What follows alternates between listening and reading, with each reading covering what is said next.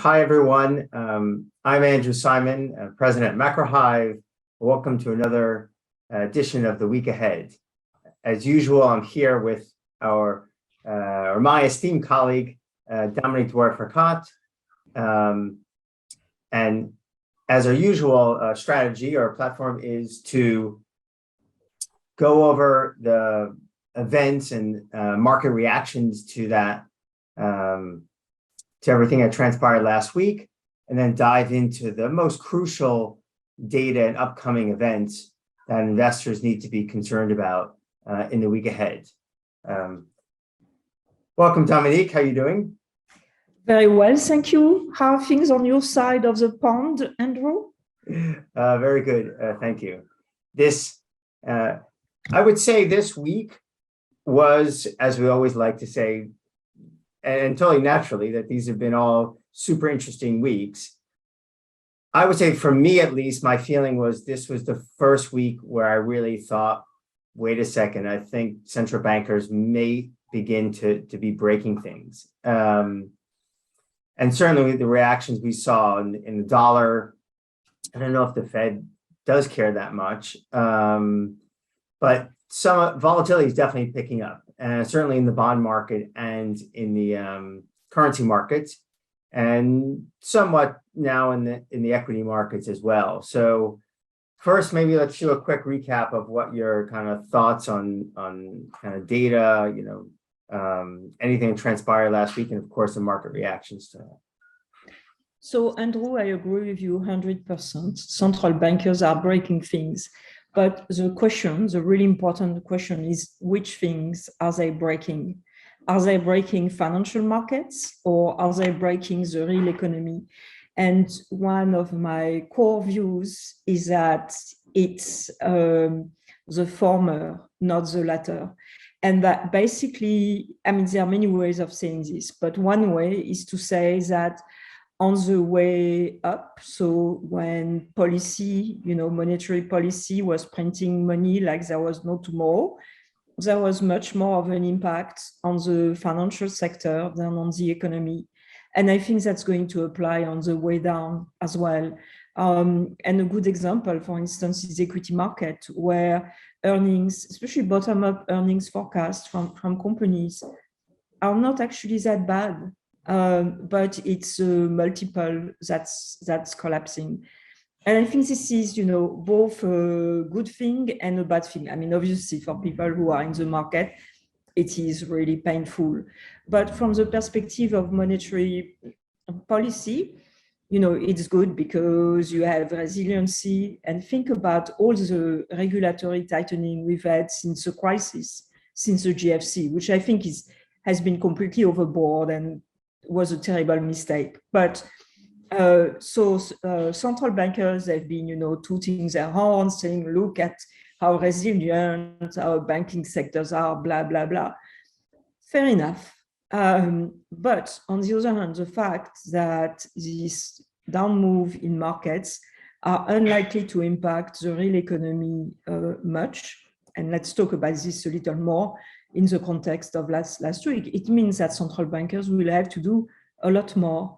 And I suspect they won't be able to really slow the real economy without causing some very serious damage to financial markets. Yeah. I saw this thing that, I forgot the exact comment, and it was like something from the FT saying Citibank is no longer making loans to asset managers, and I guess also private equity. That seemed like a pretty big deal. And a lot of people have in the past, probably rightly so, I just don't know how it play out, is, private equity, which is private equity and venture have grown massively during huge beneficiaries of all this super low rates for so long, with the ability for them to massively lever up on investments. And I spoke to a friend in private equity this week, and who's saying, is like, at the end of the day, of course they've taken on a lot of debt. Of course there's a lot of leverage. If the underlying businesses falter, or the calculations they had doesn't add up, then yes, these things. But it's hard to see how it would specifically impact, like you said, the wider economy. But it does mean, again, another factor reducing leverage into the economy, and maybe long term that's good, but in the short term it's probably not great.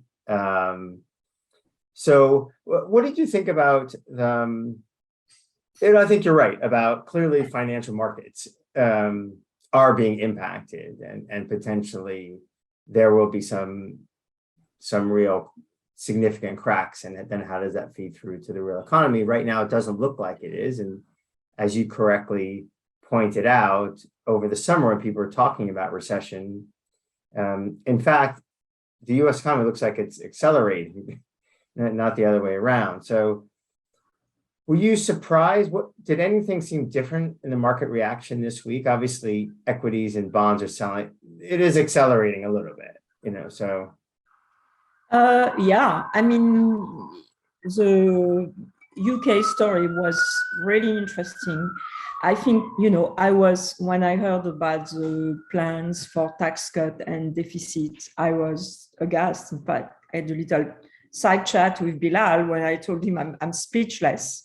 And so what happened is that this sort of policy mistakes, when there was enormous liquidity sloshing around, they were not a big deal. I mean, the market would happily ignore them. But now, that liquidity is being withdrawn, central banks are tightening, the market reaction to policy mistake is much stronger. And then we have all the issues that go with the over-tightening of regulation, post-GFC, reduced liquidity, less balance sheet capacity, and so on and so forth. So market moves tend to be more extreme. Now, do I think that the UK is going to experience a sovereign debt crisis? Absolutely not. But I mean, it's going to be an interesting end of the year, that's for sure. Yeah. How much do you think the Fed cares about the dollar? So as you know, I spend my whole time listening to every single word of Chair Powell and FOMC members. And in the last press conference, there was a very revealing moment when he was asked, every central bank is tightening independently, and so ignoring the impact of its own tightening on the rest of the world.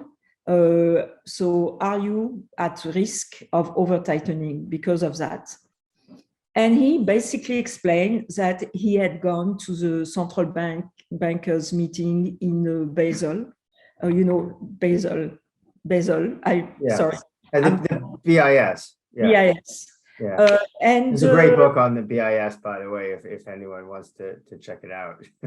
Which book is that, Andrew? I'll have it added into the email. Yeah. And it takes the history of the BIS, even through World War II.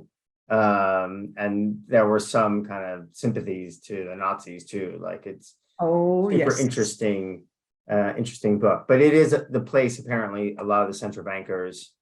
So it's the BIS is basically the back channels of central bankers, right? Where they meet out of the radar screens. There are never any press releases. Apparently, they have great cellars, fantastic wines, and over a nice dinner, they exchange views. And so back to Chair Powell, he explains that during the pressers that he went to one of those meetings, which is highly unusual.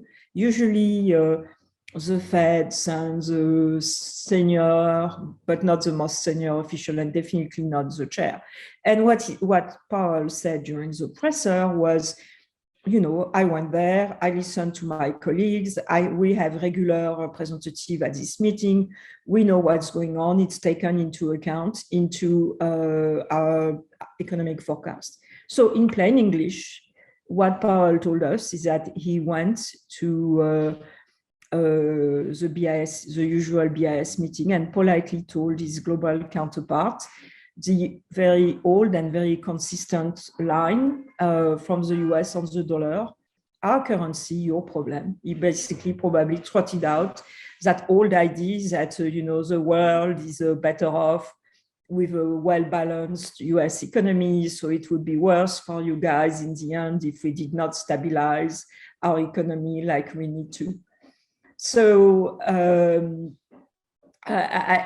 don't think so you don't think he's concerned about it at this point? So definitely the US is looking at the risk of spillback. But I would say this, first of all, since the GFC, the openness of the US has stabilized, while the openness of countries or entities like the Eurozone has increased. I mean, the ratio of external trade to GDP in the Eurozone is about 100%. In the US, it's between 15 and 20%. So the US is much more domestic driven and so much more resilient. And then the financial channels, so for instance, banks, in principle, US banks are not that much involved abroad. And even the dollar, I published a couple of weeks back a piece about a manufacturing revival in the US. And we are seeing some very tentative signs, but I think substantial, both at the level of the macro data and at the level of anecdotal evidence. And I think this sort of manufacturing revival, which has to do with deglobalization, basically US manufacturers are bringing productive capacity. Yes. And that is offsetting the negative impact of a strong dollar on US manufacturing. Yes. That's how I explain the resiliency of the manufacturing PMIs. Yeah. So I think it's deglobalization, it's energy independence, and it's the lack of a potential war, which Europe and Asia both kind of have, the US, even just geographically, are just benefiting from that. So definitely. So the spillback are perhaps less important this time around than they were during the GFC. That said, if there is a risk of breakup of the Eurozone, which I think, with a 1 to 2 year horizon is very possible, you'll be sure to see the Fed suddenly extending dollar credit swaps to whichever central bank wants it, basically. Right, but not at this point. No, definitely not. So spillbacks from the dollar strength this time around, for the reasons we just discussed, they are much more limited than, say, during the GFC. Right. Okay, great. Thank you. So let's move to the week ahead. What do you view as the most important things that investors should be looking out for? And are there any specific kind of views, say, that you have, which is differing from kind of, I guess, the kind of street's views? So first of all, I stick to my close to 8% terminal rate. And it's getting more and more likely every week. I'm sorry, we're getting there. I think we're just going to get there at a 75 basis point clip per meeting. So it's not, I was thinking before that the Fed, would have a wishy-washy policy. Slow down a little bit. I remember, but still get there just over a longer horizon because they'll have to. A big epiphany. No. They are just going to react to short-term inflation print. So the key to my bullish view on inflation is really this decoupling of financial condition and the real economy. And so in terms of what's coming next, I'm looking for signs of that. So first and foremost, the monthly personal spending and income. I'm looking for three things, which are more or less what the consensus says, which is increase in real income, increase in real spending, and decrease in the household savings rate, which I think has been a big support to the economy, to growth. And the reason we have this decrease in the household saving rate, let's be clear, it's because of this enormous stimulus and transfer under Biden and also the previous one under Trump. So we're still digesting the absolutely enormous stimulus. I mean, anyway, so that's that. Then, of course, from that perspective, the second important story is the claims that continue to go down. Yeah. But I see like PCE core deflator was 0.1% last month, and it's expected to be 0.5 this month. Yeah, but you know, the PCE is a sort in terms of the sequencing of the data, the CPI comes first, then the PCE, and usually the surprise is never as great as the PCE because some of the PCE data is actually lifted from the CPI. Fine. So it's not that followed. Okay. The news, you know, was 2 weeks ago when we had the CPI. So Yes. the other thing is, in terms of you know, growth keeping strong, is obviously the labor market. So the higher frequency indicators that we get through claims, and again, I'm looking for continuing claims to increase by much less than initial claims, because it means that people are getting laid off but finding other jobs. Basically, yeah. We have enormous restructuring of the US economy that's going on. And because we have a fairly efficient labor market, people are just getting reallocated to new activities. Other than that, I'll be looking for a confirmation of my thesis on the decoupling between house prices and sales. Usually sales, so mainly existing home, because new home are like 1/5 of existing homes. Usually you have a really tight correlation between house prices and home sales. And right. It's broken down this time around, and it's broken down because, and so I showed it in the data, but you are also getting anecdotal evidence of that. People are just choosing to not sell their home and wait for better times. Yeah. And so they rent it. And they are choosing to do that for a couple of reasons. Number one, they've been able to borrow at very low rates. So if they sell their house and buy another one, you know, they are going to get hit by a much higher mortgage rate. So that's one reason. And the other reason is that, you know, households have been repaying their debt for like the past decade. And so they have very resilient balance sheets, which means they are able to carry houses on their balance sheet, which is a huge difference between the GFC, when people were overextended and they had no choice, but I mean, they got their house foreclosed, they just had to go through distressed sales. And this is not happening. And this is an important example of how the tightening of financial conditions is actually not impacting the real economy. So this is a long-winded way of telling you that I see scope for perhaps a positive surprise on home prices. On home prices, yeah. Well, isn't one school of thought that if demand slows, which we kind of agree that probably house demand is slowing, certainly even just the moving to a larger house kind of thing, or and then just generally mortgages are a lot higher, prices are up a lot, there's probably less people wanting to buy new houses. So, but my understanding is usually that the first thing that goes is sales, because the seller's like, hey, I want to sell my house for $1 million. And they get bids at like 850, and they're like, well, I'm just going to wait. And the 850 is like, well, I see the stock market crashing and interest rates are up a lot, so I'm just going to wait.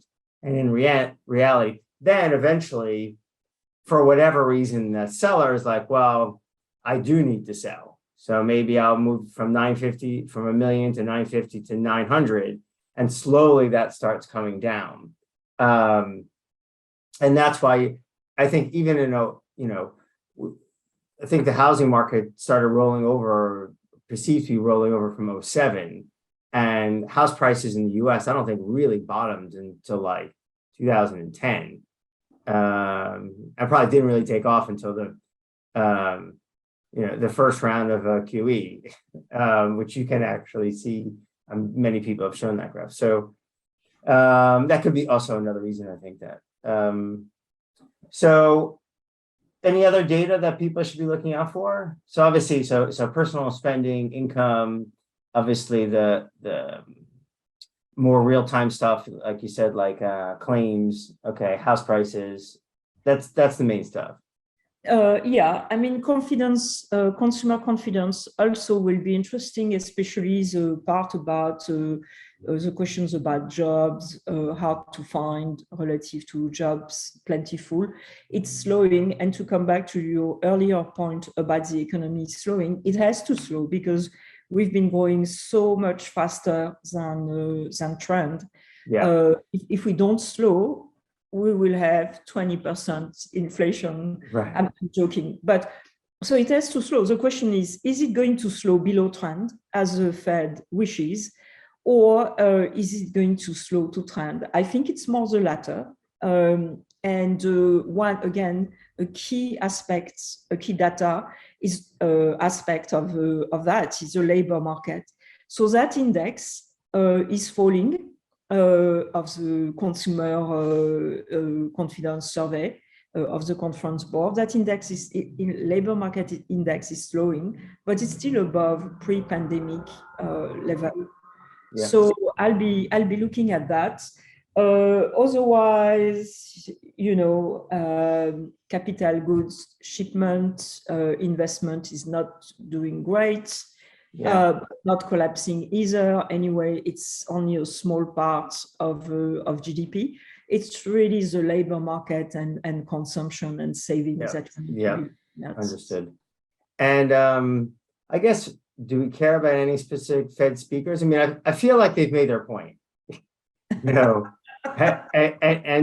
to be fair, they're attempting to execute on it. So unless somehow they walk back any of this narrative that they've kind of drilled home the last, let's say, 6 weeks or 2 months, anything to look out for, or probably not there? Well, I mean, they all voted for the 75 basis points, including Professor Cook, who is probably one of the most dovish FOMC members. So I can't see them walking back the Fed decision. I'll be very interested to hear what Collins, she's a new president of the Boston Fed, what she has to say. I think she's probably going to be close to the median voter. Okay. I'm also on the lookout for nuances between Powell and Brainard, because I actually think they have fairly different long-term policy strategies, but obviously I don't think it's going to come out right now. No, I mean, Williams is another influential FOMC member who will be speaking. So these would be the key ones from my perspective. Okay, awesome. Well, thank you, Dominique, for another great conversation. Obviously, have an awesome weekend. And if any of our listeners or viewers, I guess, want to make a comment, get feedback, you can go to our website and actually feel free to make comments, ask questions of Dominique. That's usually a good kind of platform to do that. And also check out the website. We had a lot of cool stuff this past week. Dominique's stuff on breaking down in more detail, really her thoughts around the FOMC meeting and the presser after. A lot of interesting stuff. We still kind of covering on crypto, what we think underlying is still happening there. John Tierney did a great piece looking at how corporate credit, corporate balance sheets are still able to handle what's happening, and tons of cool stuff. And you guys can sign up for MacRive through that as well. So thank you, Dominique, and thank you for everyone. Good luck, everyone. Awesome. Thank you.